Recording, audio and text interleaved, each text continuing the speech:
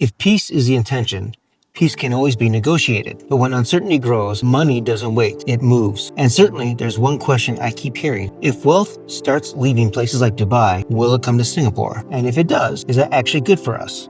Around the world, things are slowing down. We're seeing layoffs in major multinational companies, hiring freezes, and businesses becoming more cautious. Even strong economies are feeling the pressure. At the same time, regions like the Middle East are facing rising uncertainty, geopolitical tension, trade disruptions, and when that happens, wealth looks for something very simple: stability. And this is where Singapore quietly becomes very attractive. Singapore offers something many places cannot: political stability, strong rule of law, and a system that protects capital. That's why over the past few years, we've seen more family offices, more high net worth individuals, and more businesses setting up here. On paper, this looks like a win. More investment, more opportunities, more global relevance. But here's the part we don't talk about enough. When money flows in, prices don't stay the same. Housing becomes more expensive. Rent goes up. Cost of living quietly increases. And at the same time, many locals are dealing with something very different: job insecurity, layoffs from global companies, restructuring, slower career progression. So now you have two forces happening at once: wealth entering the country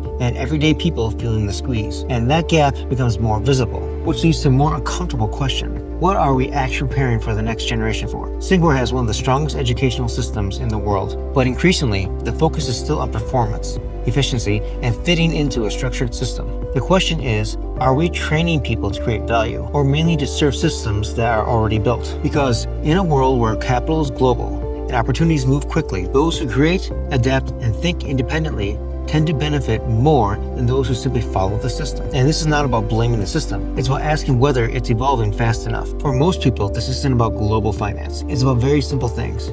Can I afford my next home? Will my job still be stable next year? Am I progressing or just keeping up? And for parents, are we preparing our children for the world as it is, or the world as we hope it to be? Singapore will likely continue to attract wealth. That part is not surprising. The real question is, how do we position ourselves within that reality? Because when money moves, it creates opportunities, but it also creates pressure. And understanding both might be the difference between benefiting from change or being left behind.